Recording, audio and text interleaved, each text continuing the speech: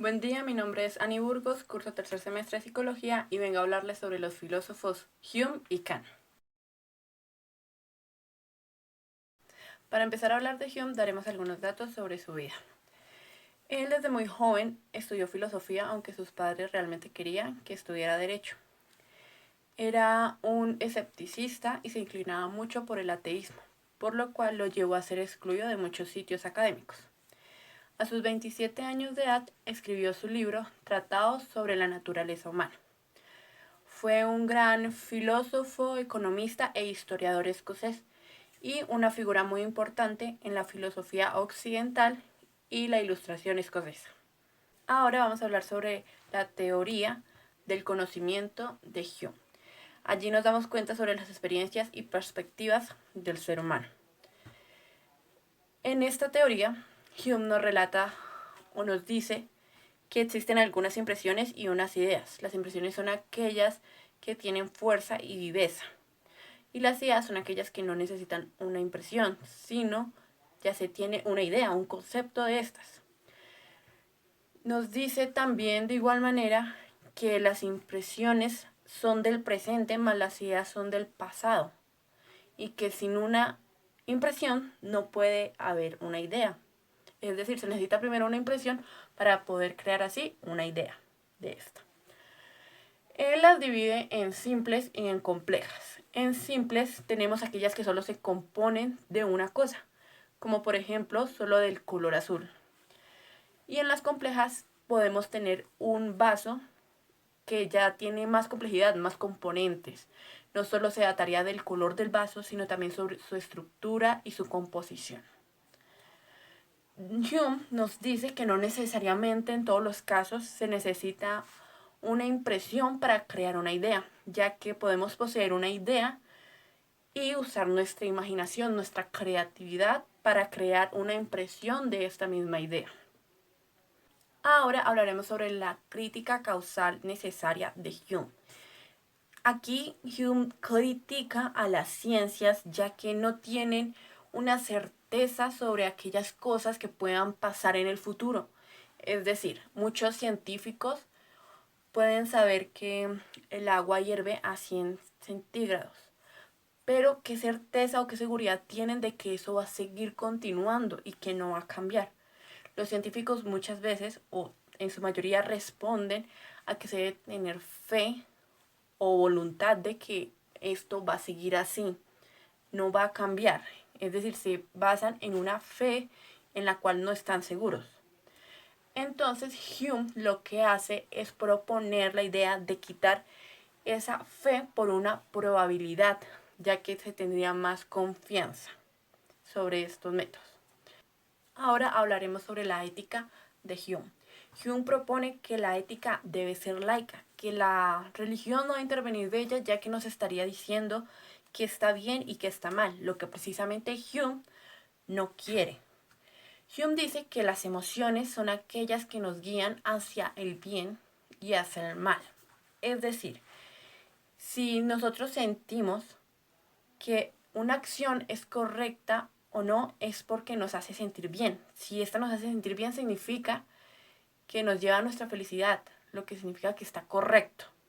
Mas, sin embargo, si nos da un sentimiento desagradable, significa que está incorrecto, que está mal.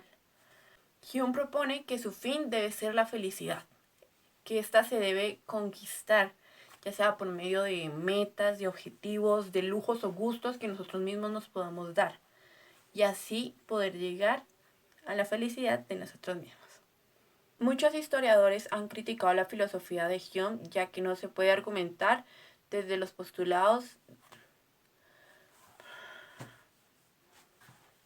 La filosofía de Hume ha sido criticada por los historiadores, ya que no se puede profundizar en el escepticismo, pero aún así ha sido argumentada y discutida por su naturalismo y el peso que tiene esta en su pensamiento.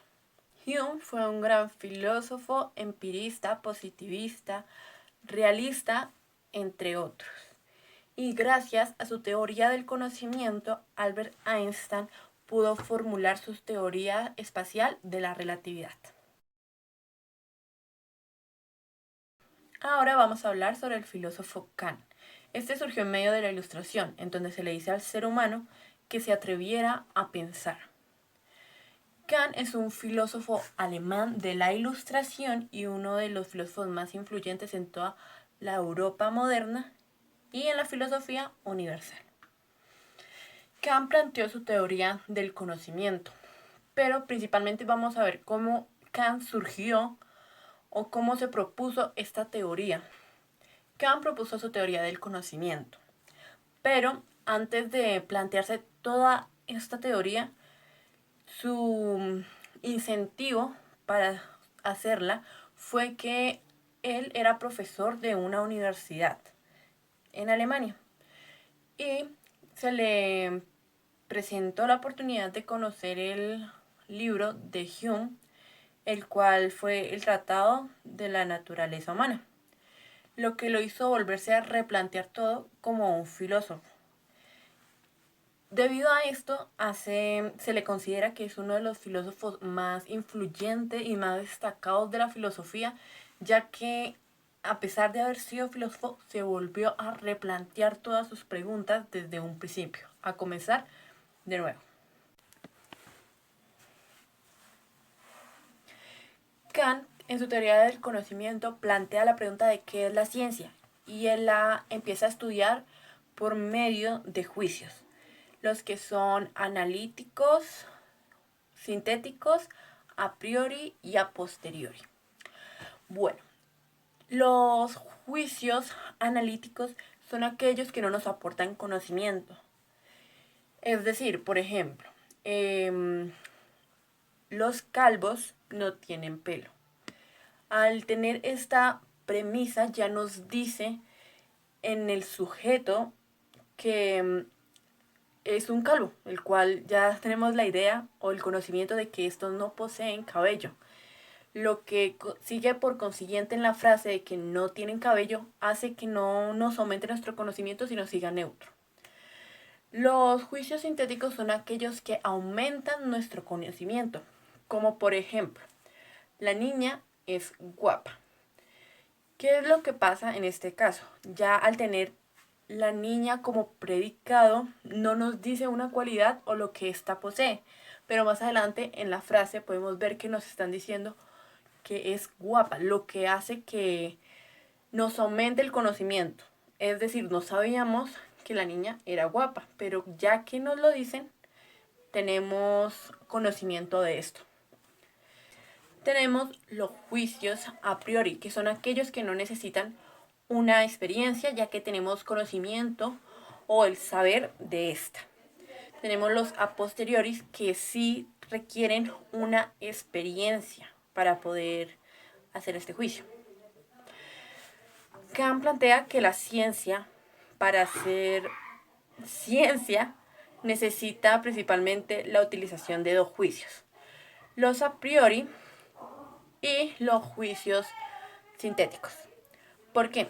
Al tener un juicio sintético, que es aquel que nos aumenta el conocimiento, la ciencia nos da a conocer diferentes hechos, circunstancias o cosas. Y al ser a priori no se necesita la experiencia, ya que se debe comprobar, no se debe experimentar. Sin embargo, es un poco complejo. Pero aún así Kant nos da un ejemplo de sabemos que el punto más corto de uno a otro es en línea recta. Este ejemplo nos ayuda ya que no poseemos la experiencia, pero tenemos el conocimiento. Es decir, aumenta nuestro conocimiento sin tener una experiencia. Para Kant, la ciencia se pone de acuerdo en muchas cosas. Más en cambio, en la metafísica no pueden encontrar un punto de encuentro o de equilibrio para ponerse de acuerdo. Sin embargo, la metafísica, aunque no pueda considerarse una ciencia, es inevitable que se nos presente, ya que nos hacemos preguntas constantes que van más allá del límite de nuestra razón. Ahora vamos a hablar del giro copernicano en Kant. El giro copernicano dice que se debe poner al ser humano como centro universal. En este encontramos lo que es el realismo ingenuo, que es donde capturamos un objeto y lo transferimos tal cual como está a nuestra conciencia. como por ejemplo un celular azul. Lo transferimos igual como está a nuestra conciencia, pensando que todos son así o este es el único en su especie o en su forma. Sin embargo, Kant propone que los colores o las características que posee un objeto son solo eso, características o cualidades. Sin embargo, él plantea que la ciencia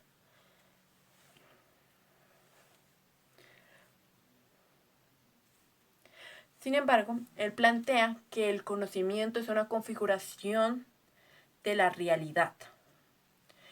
Es decir, asimilamos las cosas tal y como son, ya que no podemos asimilarlas como son en sí mismas. Sin embargo, poseemos la idea o el molde de lo que éstas son. Debemos tener en cuenta que los objetos, como por ejemplo el celular azul, son captados desde una perspectiva o un pensamiento diferente. Podemos poner el ejemplo de que, como para el ser humano, un teléfono puede ser azul, a los ojos de un perro que tiene una diferencia cognitiva, lo puede ver en escalas grises. O para una abeja que puede distinguir los colores ultravioleta, lo puede volver de un color rojo, lo que hace que sean una cualidad los colores. Sin embargo, se puede obtener una idea o un molde, como se ha dicho anteriormente. Para Kant, estos objetos o moldes los considera como fenómenos. Bueno, Kant halló un punto medio para el conocimiento entre los racionalistas e empiristas. Los racionalistas consideraban que el conocimiento no se podía dar por medio de la experiencia, mas los empiristas pensaban al contrario, que sí se daba por medio de la experiencia. Propone que el conocimiento sí se da por medio de la experiencia, pero no en su totalidad, dándose así un conocimiento crítico, donde dice que los límites se dan en las experiencias sensibles, pero no poseemos conceptos previos a estos. Ahora hablaremos sobre la ética en Kant, donde nos pregunta si es justificable mentir en algunas ocasiones. Nos propone dos filosofías. La filosofía teleológica, donde nos dice que no, sin importar las consecuencias fatídicas. Y tenemos la filosofía deontológica, en donde nos dice que no se puede decir si la acción es correcta o incorrecta, independientemente de sus consecuencias. Él se encuentra en medio de estas dos filosofías. Sin embargo, dice que no tenemos la habilidad o no tenemos la certeza de las consecuencias que puedan haber. Kant nos plantea un criterio de ética en el cual nos dice que no hay nada bueno excepto la buena voluntad. Este no estaba de acuerdo con la ética materialista, ya que le da valor a su acción debido a su fin. Más estaba de acuerdo con la ética formal, la cual hacía que la acción no buscara nada a cambio, sino como él lo estaba planteando, se hacía con una buena voluntad. Plantea que debemos de crear nuestras propias reglas, pero a partir del criterio ético.